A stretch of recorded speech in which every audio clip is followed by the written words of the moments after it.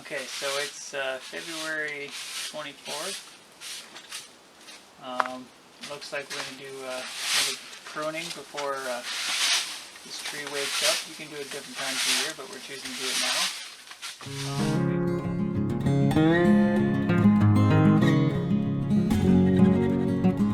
Basically, I want this tree to grow espalier.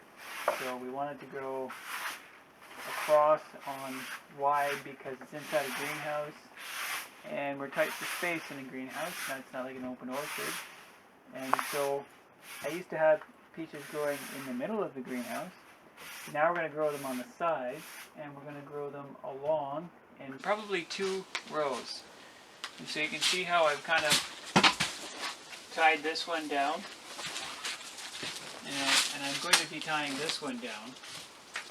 But we don't want the branches poking into the greenhouse, so we want to prune all the stuff that's on the back. Anyway, so if you prune all the branches, like this one here is way too big, for an example, for this, and eventually I'll be cutting this out, but I'm just using it for so that it can get more energy.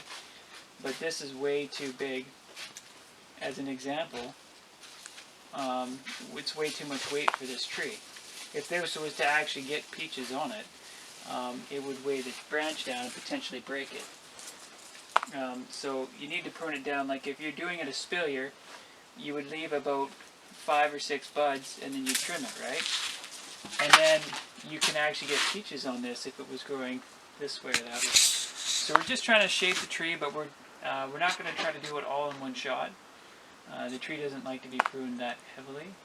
So I'm just going to go around, take away any branches that are crossing, any branches that are facing towards the plastic, because we don't want them there. We want them to be facing out, and in some cases just up a couple of nodes. So over here is a prime example. I don't want anything on this back side right here.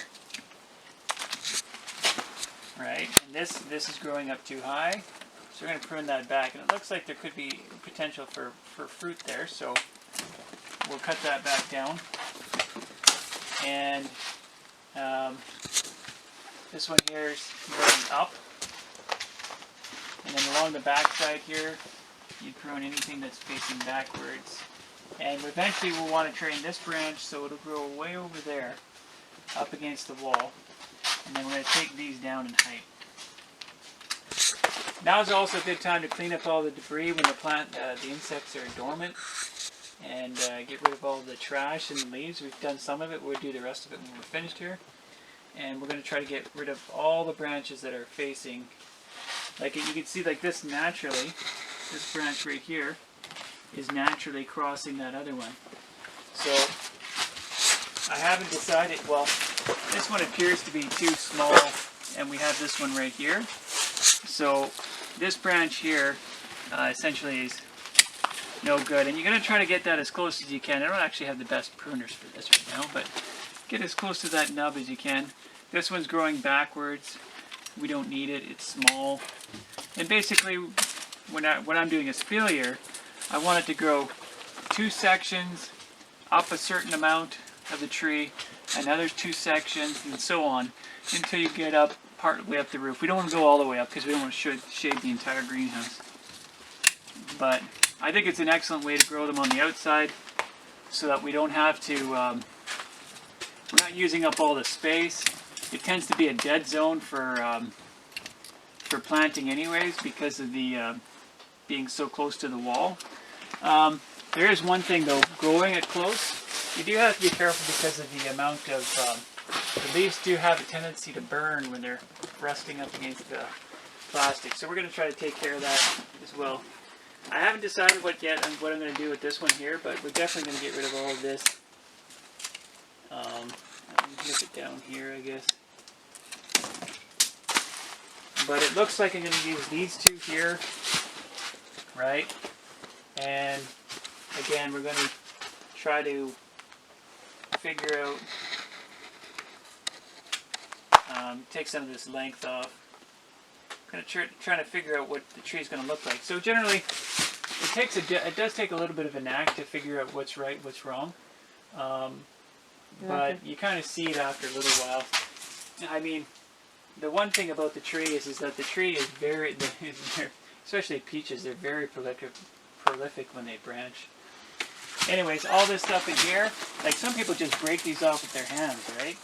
Because they call, I can't remember what the water sprouts, I think that's what they call them. And you can literally just wipe them off the tree, right? And it's not going to be where we're growing. The next branch set is going to be up here somewhere. I'm going to get these two down low. The next two are probably up by this pipe. And then maybe one more set, but who knows, depending on the size of the tree. That might be as high as we want to go, depending on shading. Anyway, so I'm just going to go over here and prune this one here. This is going to be the other one we're going to end up taking. So it's going to kind of be like this. So you can see how these two branches, it's just no good, right? It's going to be rubbing up against the plastic. We just don't want that. Damage the plastic, and it usually burns the leaves. So, and you can see how that branch now could easily come this far. We just take out what we don't want. See these here growing straight up with the branch? We don't want those because we already have this right here, right? And then anything that's growing backwards, you cut off because we don't want it. You see here? That one's kind of growing down.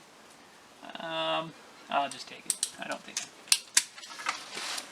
And then there we go. We have what it is a potential for our first branch set. One on that side, one on this side, and then we'll let the tree. We don't want to prune everything, but we do want to take away everything we want from the branches that we want to keep. See, these are long, and we don't want really long branches because if we have a branch set here, we don't want it growing all the way up to here, part way maybe. And these are all going to be strapped eventually to each one of these poles. So the poles are actually going to be holding the weight of the tree so that we can have a larger fruit set. And then like one's growing down here.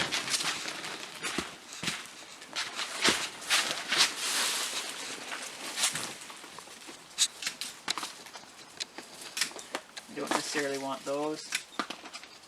Just the ones growing this way and up.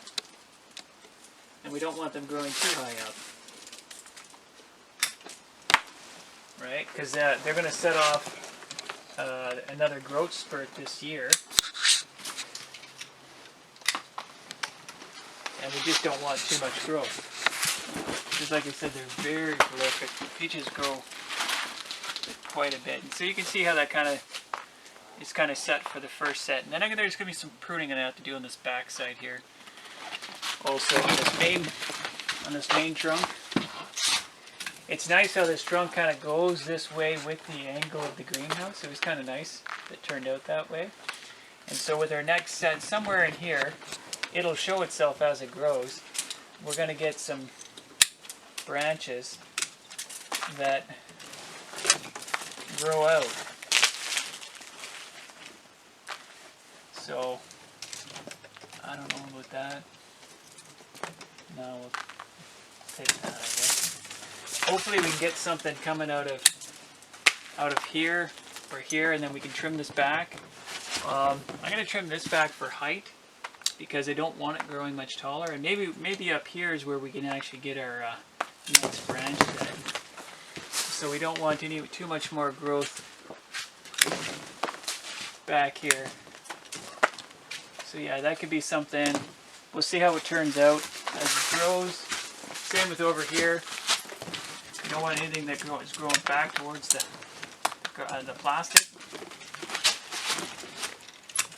It's unnecessary. You see these ones, they just literally break off. They're not going to turn into anything.